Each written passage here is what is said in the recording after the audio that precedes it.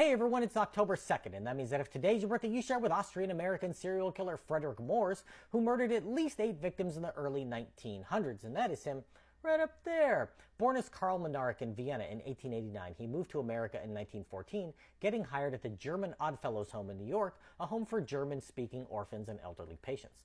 He adopted the name Frederick Mors when he got to the United States, and though he had no medical training, he wore a white lab coat and insisted that patients call him Herr Doktor. Mors later said, "I was not on good terms with my family and I wanted to start my own life under a new name. The name Mors suggested itself to me. It is an international name and also means death or dead. I wanted my past to be dead." Elderly patients were frightened of him, for good reason, and as he worked at the home, several of them died suddenly. This wasn't an unusual occurrence for elderly patients at the home, so nothing much was thought of it until February of 1915, when Mors went to the office of the district attorney to confess to 8 murders, which weren't even being investigated. He put on his best clothes, including a feathered alpine cap and knee pants like the yodeling guy in the cliffhanger game on The Price is Right, and approached the desk, telling the attendant that he was there to confess to killing 8 superannuated octogenarians.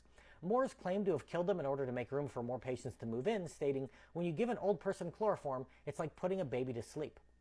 The authorities called the home, who quickly confirmed that the 8 victims had died there, and he was arrested. While incarcerated and awaiting trial, however, he changed his story and said that he was forced to kill them by management, who said the patients were a lot of trouble and no good anyhow. A superintendent and 3 other employees were put behind bars as material witnesses, while investigators tried to sort out the truth.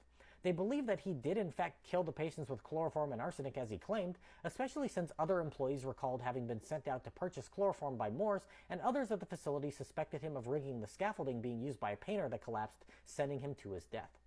He was analyzed by a psychiatrist and found to be not well mentally, and was sent to the Hudson River State Hospital for the Insane. His coworkers were released once the investigation showed they had no part in his murder spree. Mors was scheduled to be deported back to Austria in 1916, but a week before the date came, he escaped from the hospital and disappeared. In 1917, a man in Connecticut calling himself Frederick Bino, who fit his description and used the same birthday as Mors on his draft registration, wrote to the DA to say he was responsible for 8 deaths in New York, and the next year left a suicide note behind and went missing. He was never recaptured, and though a skeleton found in Connecticut 5 years later was identified as his remains, some, including me, remained skeptical of the forensics available in 1923. Mors killed at least 8 victims, but there were 17 suspicious deaths that took place at the home while he worked there, and we'll never know who else he may have victimized.